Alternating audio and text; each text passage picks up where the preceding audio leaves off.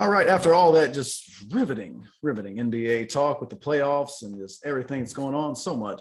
We move on to the NFL draft that started last night. The first round took off on Thursday night. Had a whole lot of stuff going on. What we didn't have going on was very many quarterbacks and running backs being drafted. We had one quarterback, zero running backs. So that led to a lot of other positions being drafted. I think we had 6 wide receivers, a bunch of offensive linemen, a bunch of corners, a whole lot of stuff going on. Drink, walk us through it, and how about give us a couple winners and a couple losers, if you would, of the first round. Okay, so first of all, we didn't get our first offensive player off the board until pick 6 by the Panthers. The offensive guard out of North Carolina State. Ickey. Yeah, that's all I got for you. Ickey. I'm not messing with that. But he came off the board. Once he came off the board to Carolina, then you started seeing more offensive players coming off. The first wide receiver came off the board at 8. That was London Drake, the wide receiver from Southern Cal. The Falcons picked him up. And then once he came off the board, we had a nice little run of receivers because you had 8 with Drake, and then you had 10 with Wilson, 11 with Olave, 12 with Williams. Then we took a little break. Then you get to number 16 with the Commanders. You had Dotson with them, the wide receiver out of Penn State. You go to 18, the Titans draft Treylon Burton, the wide receiver from Arkansas. So, and then that was the meat and potatoes. He was the last wide receiver in the first round. And then it kind of switched after that. So I thought that was unique. Then, to the point you said about corners, I didn't see this many corners going in the first round, Jay. I ain't gonna lie to you. This is a lot of corners. I think we knew Derek Stingley, Sauce Gardner was going to be in the mix. I think those were 2 corners we could kind of pencil in if we had to.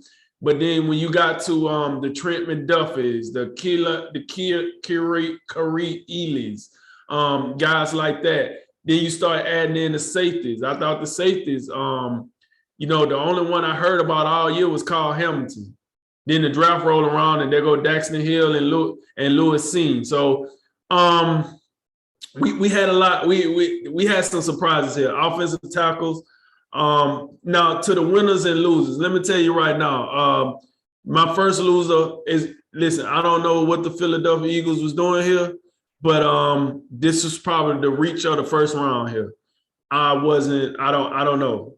I heard a lot of good things about Jordan Davis, but when you cut on the tape, you got to look for those good things. To take him at number 13, I don't know. That was a little head scratching. So that was my first loser, I think.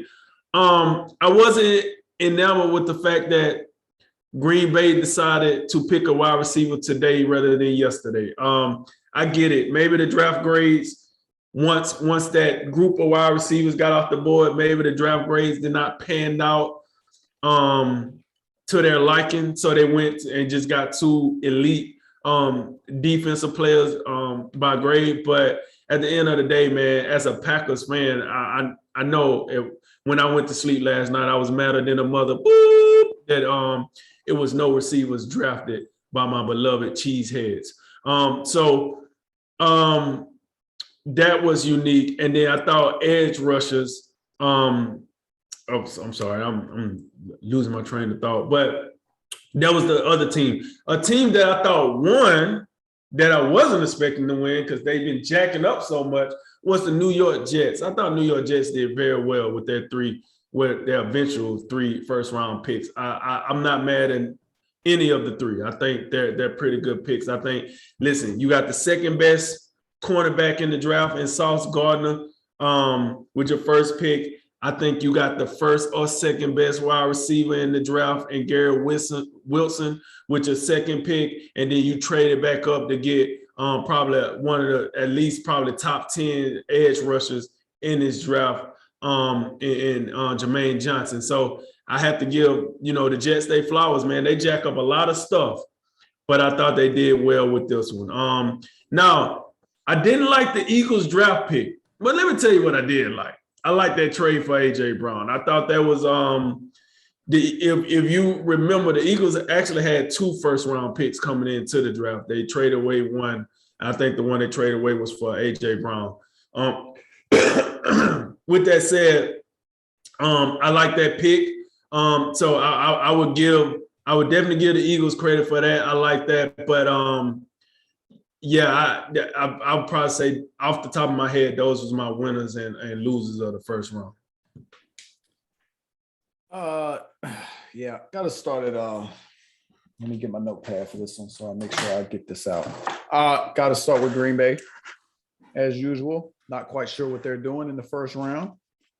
It's good to know. It's good to know, courtesy of the old NFL draft trackers, that they went ahead and picked a receiver out of some obscure state. I see we went all the way up to North Dakota. Well, maybe that's not that far for the people in Wisconsin because that's only 2 states over. So maybe they had an opportunity to go out there and watch some ball. Yeah, but you know what? Green Bay, Brian Gutekunst is like the owner of a car that his battery won't start. And instead of getting that battery taken care of immediately, he's out here changing the tires, playing around with the oil, doing all kind of stuff. Ain't got nothing to do with the battery. That's what the Packers basically do with wide receivers. They out here, they know the wide receivers are the batteries. And Green Bay don't do nothing for them. Save the second round pick that they just made today. Christian Watson. I really hope that does the trick.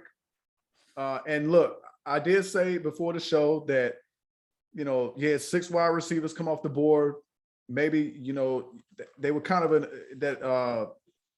when it felt kind of like no man's land, you know, when you have 6 wide receivers drafted from picks 8 through 18 and you've got 22 and 28, and maybe they just didn't feel like they had the next guy graded that high. They want to try to get some good value. I get it to some extent.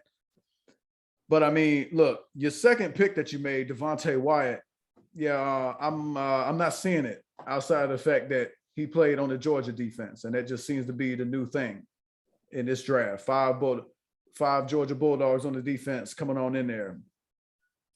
So as usual, you know, Green Bay, not really sure what they're doing. The other one, so yeah, Green Bay was, to me, they a loser, and they just feel like April's a time where they lose. They win a lot of games.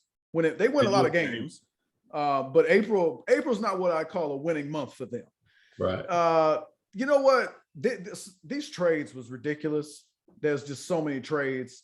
I was watching. I was trying to keep an eye on the playoffs and a little baseball. So you know, in Denver, as you know, they didn't have a first round pick, so I kind of, you know, I wasn't fully in on the draft. But I probably needed to be because all these trades that was going on. But the one trade which I think made a team a loser would be the Tennessee Titans. Understand this. A.J. Brown is something special. I believe that. I believe he's a guy that can carry a guy like Ryan Tannehill from time to time. And they're like, no, A.J. Brown, get on out of here. We'll start over at wide receiver, because that's what you do as a team who's allegedly contending year in, year out. You just start over and you just chuck guys in the prime of their career, you know, to the opposite conference and say, no, well, we don't want to pay you. Right. Tannehill got his money, but A.J. Brown, you don't need no more money. That's weird because Philadelphia they gave him a nice new payday. Right. So I don't understand that. Like, Ryan Tannehill is a guy, he's not getting it done. We just saw this. We saw this in the playoffs. Not it.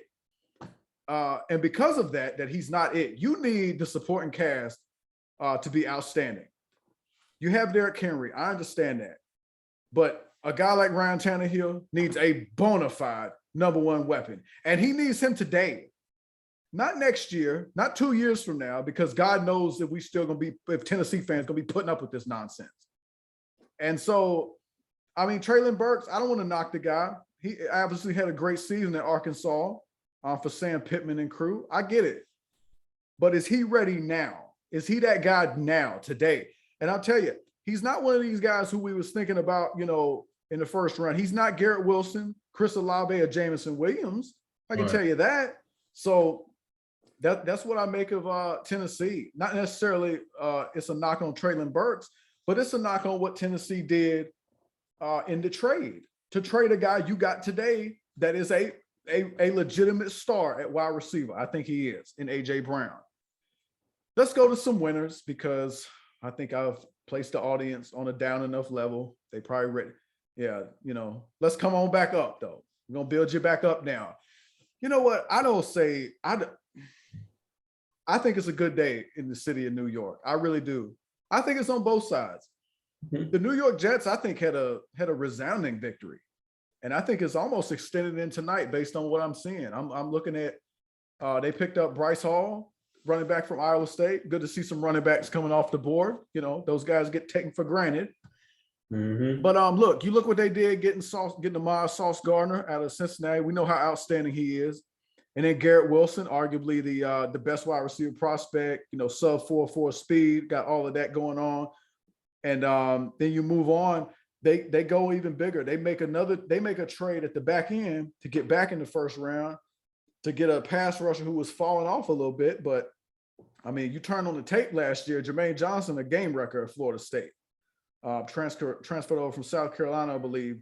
So what you've done there, to me, you've got 3 impact players that can start day one.